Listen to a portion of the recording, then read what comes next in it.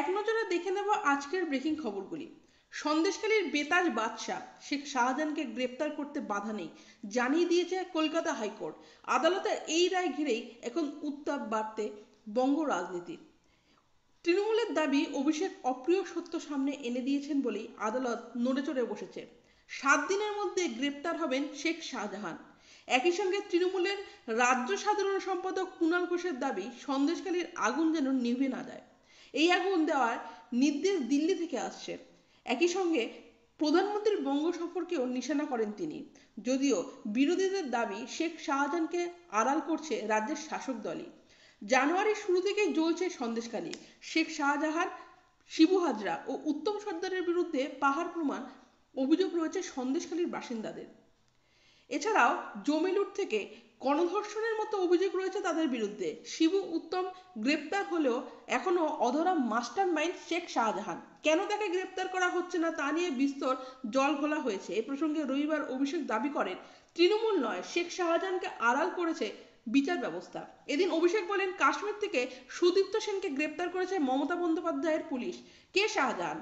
তৃণমূল কাউকে আড়াল করছে না, ওকে আড়াল করছে বিচার ব্যবস্থা। তৃণমূলের দাবি অভিষেক এই অপ্রিয় সত্য সামনে আনার পরেই নড়েচড়ে বসেছে আদালত। অন্যদিকে অজিত মাইতি, বিনয় সর্দারের পর শঙ্কর সর্দার। ফের সন্দেশখালীর বেলমুজুর গ্রামে মহিলাদের রোষের মুখে তৃণমূল নেতা। লাঠি ঝাঁটা জুতো হাতে ওই তৃণমূল পঞ্চায়েত প্রধানের বাড়িতে তাণ্ডব রণংদেহী মহিলাদের।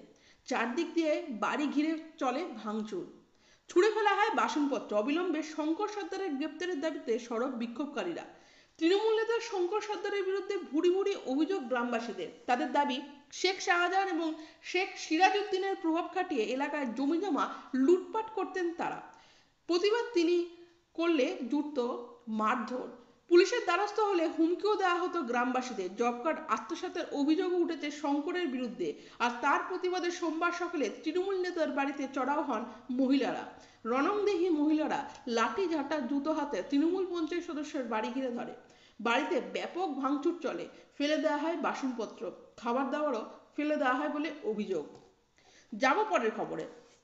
শেখ শাহজাহানের গ্রেপ্তারি নিয়ে মুখ খুললেন তৃণমূলের রাজ্য সাধারণ সম্পাদক কুণাল ঘোষ। অভিষেকের দাবিকে সমর্থন করেই তিনি জানালেন আইনি জটিলতা যা আছে তা কেটে গেছে। 7 দিনের মধ্যেই গ্রেপ্তার করা হবে শেখ শাহজাহানকে। প্রায় 2 মাস ধরে বেপাত্তা সন্দেশখালীর বাঘ শেখ শাহজাহান। ইডি আধিকারিকদের তলব করে তারা হদিশ পায়নি। এদিকে রাজ্য পুলিশও গ্রেপ্তার করতে পারছে না তাকে, যার ফলে ক্রমশ ক্ষোভ বাড়ছিল সন্দেশখালীর বাসিন্দাদের। এই পরিস্থিতিতে রবিবার মহেশতলা থেকে তৃণমূলের সর্বভারতীয় সাধারণ সম্পাদক অভিষেক বন্দ্যোপাধ্যায় দাবি করেন শেখ শাহজাহানকে গ্রেপ্তার করা যাচ্ছে না কলকাতা হাইকোর্টের নির্দেশের জেরেই।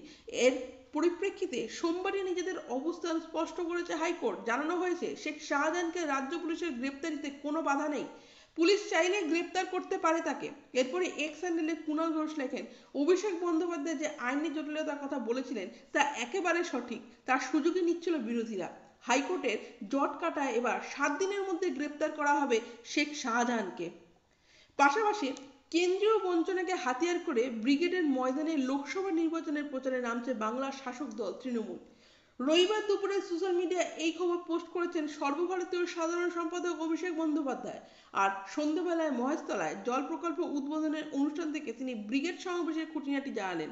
ব্যাখ্যা করলেন কেন আগামী 10ই মার্চ তৃণমূলের এই ব্রিগেড সমাবেশ, কেনই বা তার নাম জনগর্জন সভা, প্রধান বক্তা কে, কারাই বা আমন্ত্রিত। পাশাপাশি বিজেপির উদ্দেশ্যে চ্যালেঞ্জ ছুড়ে অভিষেক বললেন সাংগঠনিক ক্ষমতা থাকলে 11 বা 12 তারিখে ব্রিগেডের পাল্টা সভা করে দেখান।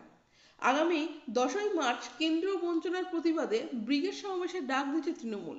প্রধান বক্তা হিসাবে থাকবেন দলনেত্রী মমতা বন্দ্যোপাধ্যায়। লোকসভা ভোটের আগে বাংলার দরিদ্র মানুষজনকে প্রাপ্য বকেয়া থেকে বঞ্চিত করে প্রধানমন্ত্রীর মতো হাই প্রোফাইল নেতাদের প্রচারে আশাকে আক্রমণ সানাতে প্রস্তুত তৃণমূল। ভোটের আগে দিল্লি থেকে বিজেপি নেতা মন্ত্রীদের আনাগোনা। তৃণমূলের ভাষায় ডেইলি প্যাসেঞ্জারই বাড়ে কেন? সারা বছর কেন বাংলার মানুষের খোঁজখবর নেয় না? কেন বাংলার মানুষের সঙ্গে এমন বঞ্চনা? এমন প্রশ্নেরই কেন্দ্রের শাসক দলকে বিদ্ধ করতে ব্রিগেডের মতো বিশাল মঞ্চকে বেছে নিচ্ছে তৃণমূল। আর বাংলার মানুষের গর্জনই হবে তার মূল বিষয়বস্তু। অভিষেকের কথায় 10 তারিখ তো ট্রেলার দেখবে দেশ। গোটা সিনেমা দেখা যাবে ভোটের সময়। সেদিক থেকে জনগর্জন সভা সার্থক নামা। রবিবার সাংবাদিকদের মুখোমুখি হয় অভিষেক বন্দ্যোপাধ্যায় এই ব্যাখ্যাই দিলেন। দেখব পরের খবর। প্রয়াত খ্যাতনামী গজল গায়ক পঙ্কজ উধাস। 72 বছর বয়সে চিরঘুমের দেশে চলে গেলেন গায়ক।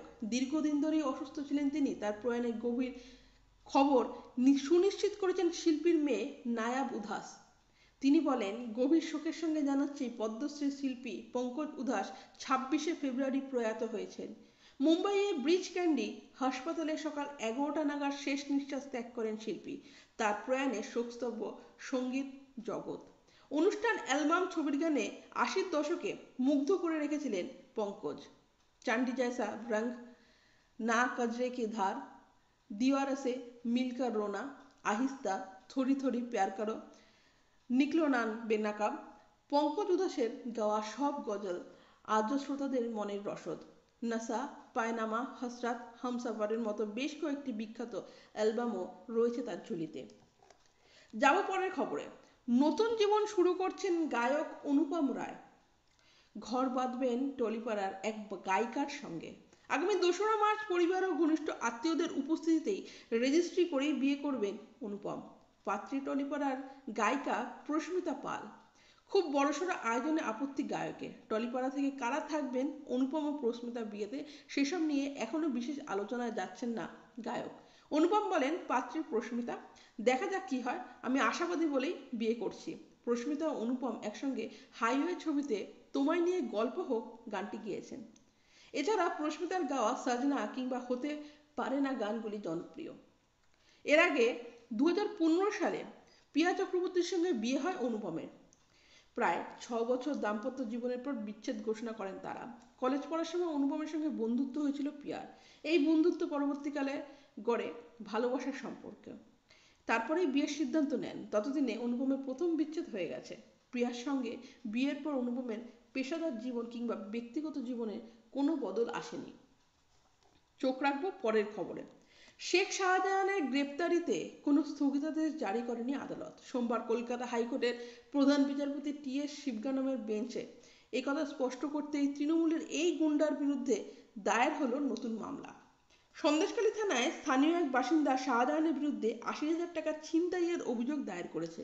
পুলিশের তরফে এদিন আদালতে জানানো হয়, গত 4 বছরে সন্দেশখালী থানায় 43টি অভিযোগ দায়ের হয়েছে। তার মধ্যে 42টিতে চার্জশিট জমা পড়েছে পুলিশ। তবে কাউকে গ্রেপ্তার করেনি পুলিশ। সন্দেশখালী থানা সূত্রে জানা গেছে, গোরদাস নামে এক ব্যক্তি তৃণমূলী গুন্ডা শেখ শাহজাহানের বিরুদ্ধে গত 19শে ফেব্রুয়ারি অভিযোগ দায়ের করেছিলেন। সেই অভিযোগের ভিত্তিতে শেখ শাহজাহানের বিরুদ্ধে এফআইআর দায়ের করেছে পুলিশ। এছাড়া গত 24শে ফেব্রুয়ারি ভাঙচুরের অভিযোগ জমা পড়ে শেখ শাহজাহানের বিরুদ্ধে। এছাড়া জমি দখলের একাধিক অভিযোগ জমা পড়েছে শেখ শাহজাহানের বিরুদ্ধে। দেখব পরের খবর। সন্দেশখালী কাণ্ড নিয়ে এখনো পর্যন্ত উত্তপ্ত রাজ্য রাজনীতি। ঠিক সেই আবহে লোকসভা নির্বাচনের আগে রাজ্যে আসছেন প্রধানমন্ত্রী নরেন্দ্র মোদী। তিনি হুগলির আরামবাগ, নদিয়ার কৃষ্ণনগর এবং বারাসাতে সভা করবেন। 24-এর লোকসভা নির্বাচনের আগে চলতি বছরে রাজ্যে এই প্রথম নির্বাচনী সভা করবেন প্রধানমন্ত্রী। তবে নির্বাচনী সভার জন্য কেন এই 3টি জায়গা বেছে নিলেন প্রধানমন্ত্রী, তাই নিয়ে জোর জল্পনা রাজনৈতিক মহলে।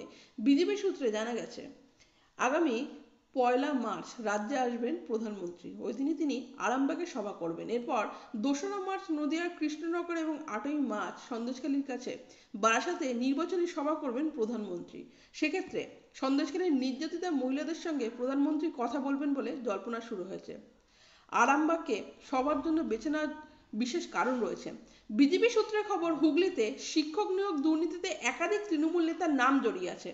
তাছাড়া এখানে গত লোকসভা নির্বাচনে তৃণমূল কংগ্রেস ও বিজেপির মধ্যে ভোটের ব্যবধান খুব বেশি ছিল না। সেক্ষেত্রে তৃণমূল পেয়েছিল 44.19% এবং 44.3% বিজেপি। ভিডিও ভালো লাগলে অবশ্যই লাইক, কমেন্ট ও সাবস্ক্রাইব করবেন।